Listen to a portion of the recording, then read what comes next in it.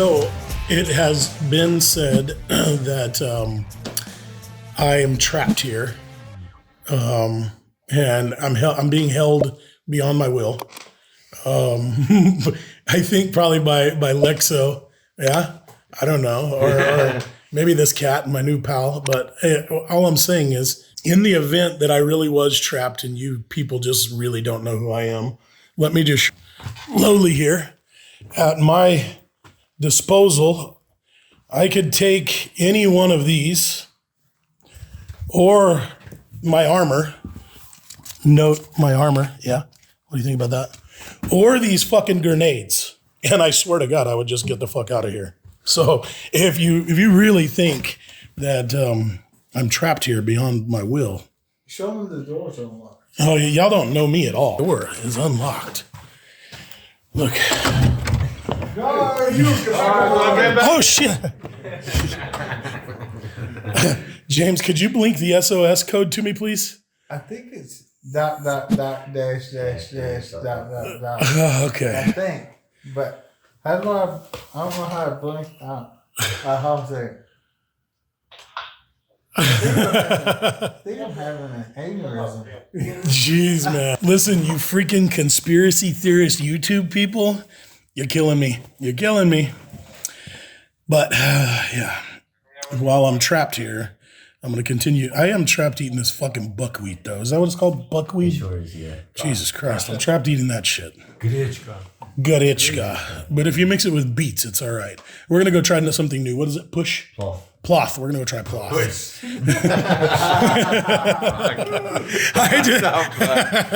did that come from? No fucking idea. I don't speak the language, bro. But you know what push means? Like you have so many kids. All right, so I'm not trapped. I'm not trapped at all. Jeez. What's up, Outlaws? Let me give you another update on where we are here in the Ukraine. I can't tell you where. I can tell you this. We are in the city of Kyiv. Anyway, so updates from literally on the ground. First thing, we have a crew that went to Irpin. And the gentleman that wrote a book about his time in the military in the Ukraine told us and wrote the poem about, he calls the Russians the orcs. And Irpin is completely destroyed. It's some buildings have half of the house is there. Some of the buildings it's not. Some of the buildings windows are blown out. Some of the roofs are off. Children and men and women are dead inside their cars. Nobody's taking them out right now. They're trying to find survivors. But the Russians, who they call the orcs, have literally demolished that city. They went grid by grid with their mortars and they demolished the city. Men, women, children, everything. They didn't give a shit. So the guy that I know, who's a wartime hero here, is a former mortarman, and he is in a different unit right now. And he found some 120 millimeter mortars, and he shot 12 of them, and they killed 20 Russians. And then there were some looters, and they disposed of the looters and let a sign up that said, "You won't be looting here." What kind of bastard are you to go through and rob from your people that had just been killed? Like, stuff can't matter that much to you. I'm trying to get him to read the poem on camera. It's a tough poem to listen to about how men, women, children, they're just destroyed from these mortars. Everything that they've ever worked for, everything they live for is destroyed.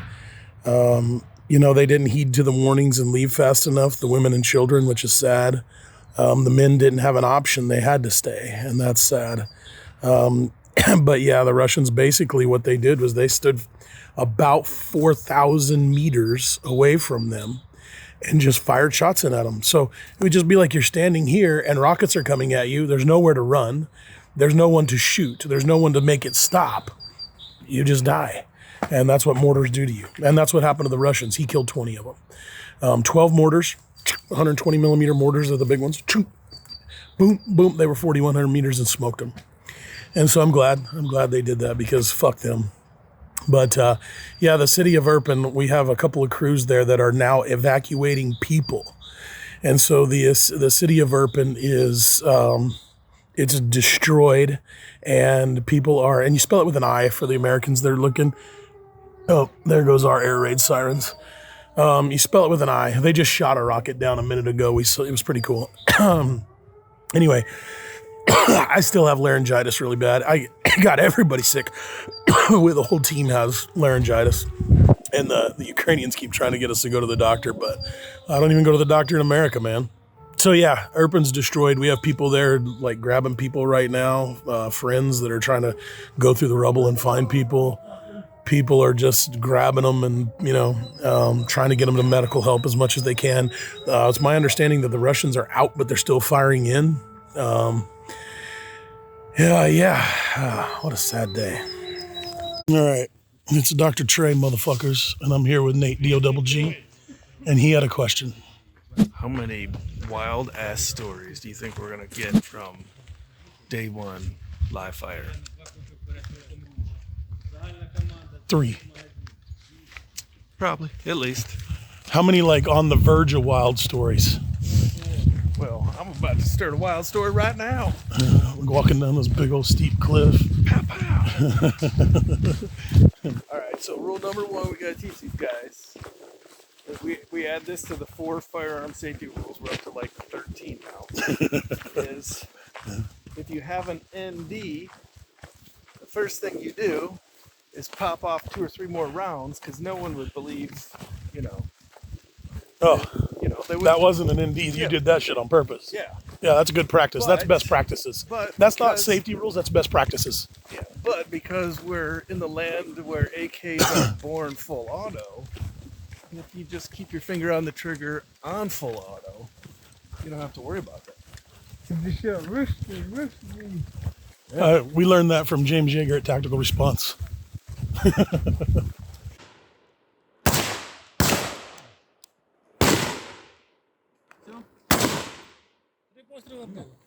Let me tell you the story about going to sight in a sniper rifle. So they have an HS Precision sniper rifle, 338 Lapua, which is cool. It has an old Leupold Mark IV, but I was surprised to see such a, I know that you probably don't know that HS Precision used to be a premier gun. Like, I wouldn't have any qualms about having an HS Precision at all. And so I got it and I went to zero it, and they said it was zeroed. It was really shooting like, I don't know, 10 or 12 inches off the paper and 10 or 12 inches high. So I got it all zeroed out, got my dope, got it all set up. But on the way over there, the way that we travel in military convoys is we turn on our flashers and pass everybody. And as we pass everybody, like we're like on the side and we pass them, and we dodge in and out. We run all the red lights and we do as fast as the car will go. Well, we went in a wrong way and pow, head on this old man. And I was like inside, I didn't have my seatbelt on or nothing, but in slow motion, like we just boom and head on this old man. I braced for impact. My back's a little sore, but anyway, so then we got there and the radiator fluid was all leaking out of the car. And anyway, I sighted in the gun. It was all good. Yeah, so we got all of the said sniper rifles done, but an adventure in that it was.